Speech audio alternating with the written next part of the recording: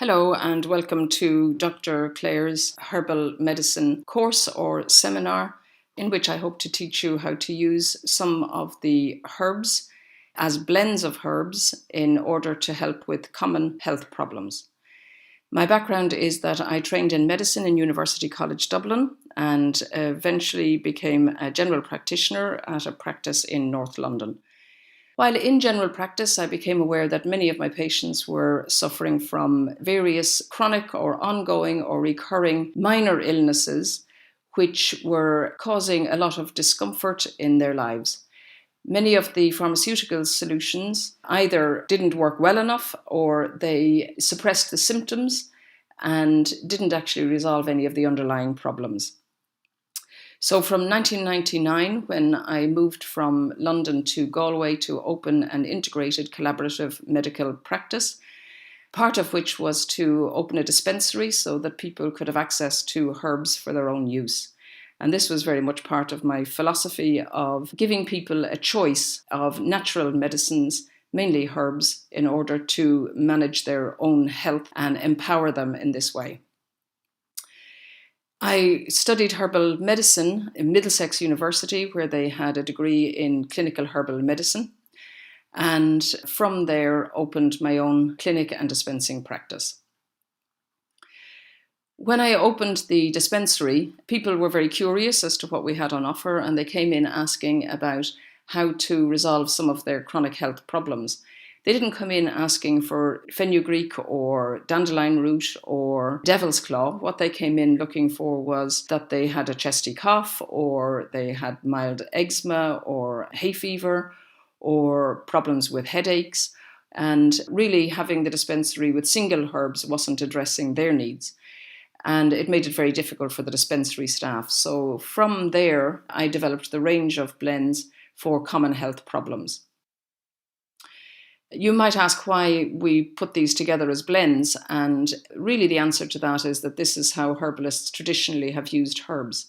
In the same way that you wouldn't make a soup with just carrots or a soup with just onions, because that doesn't offer the range of flavours and depths and constituents that add to each other in order to provide flavour and nutrition. Similarly, individual herbs, while even a single herb has multiple actions and many constituents, by adding herbs together as blends, you offer a more widespread effect, and the herbs help each other in order to have that effect.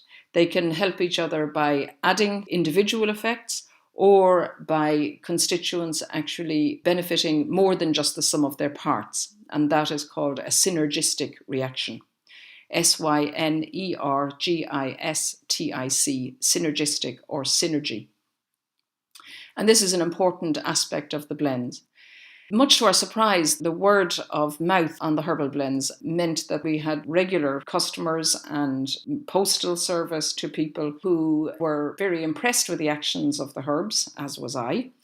And gradually the whole origin, they got labels, they got a space on shelves on their own right, and gradually the business of blending herbs and offering them as a solution to people came into being. So the whole process was very organic. I've enjoyed working with the herbs, enjoyed working with patients individually, and it gives me great satisfaction that people have the benefit of being able to have this choice of natural herbal medicines for themselves and for their families. So we hope that you enjoy the course. A good question to consider would be, when are the herbal blends likely to be useful? And there are two scenarios that come to mind.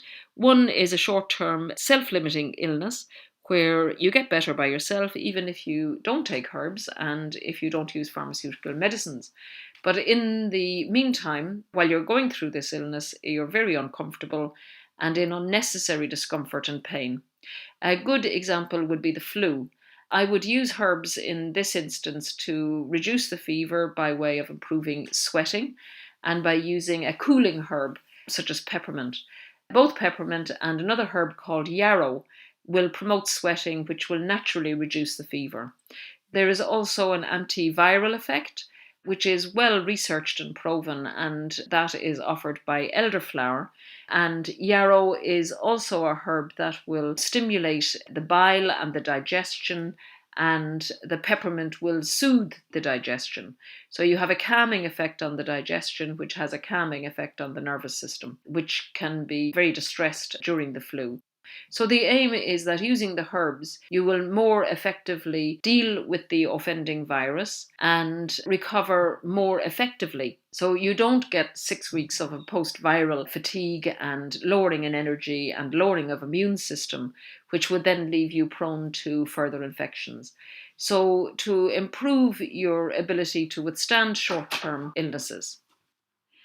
So the other indication for herbs is medium-term problems, which have been fully assessed by a patient's medical team, but there is ongoing problems which cause discomfort and irritability and generally a lower quality of life.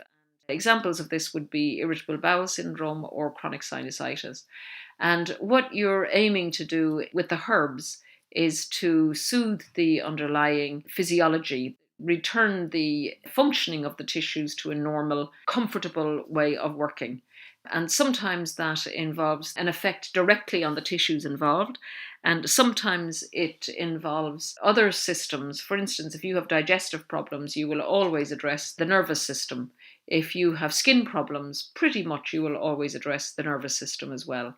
So you're looking to improve function throughout the whole system, not just the part that's causing a symptomatic problem.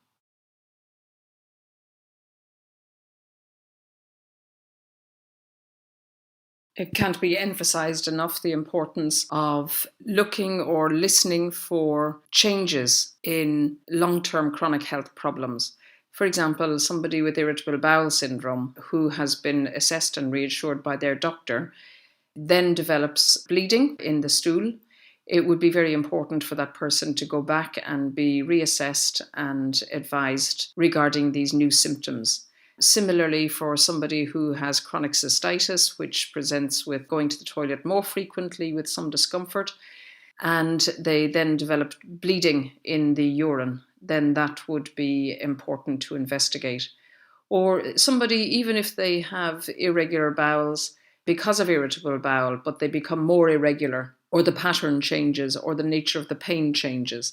Another example is somebody with intermittent headaches, and they know the pattern of their stress headaches. They've been to the doctor, been reassured, but the nature or the frequency or the kind of pain or the location of the pain, something changes in the pattern of these chronic symptoms.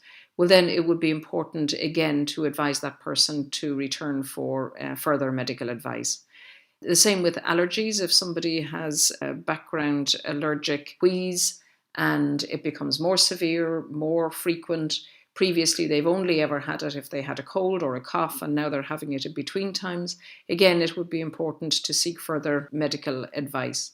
Herbs should only be used for well-established pattern of mild symptoms that have been assessed and in the absence of any change in that pattern of symptoms. So this is very, very important to bear in mind. Using herbal medicines is not in the place of medical advice. It supports medical advice, and there should be no hesitation about going back to the doctor to have something reassessed, particularly in the case of a change in the pattern of the symptoms.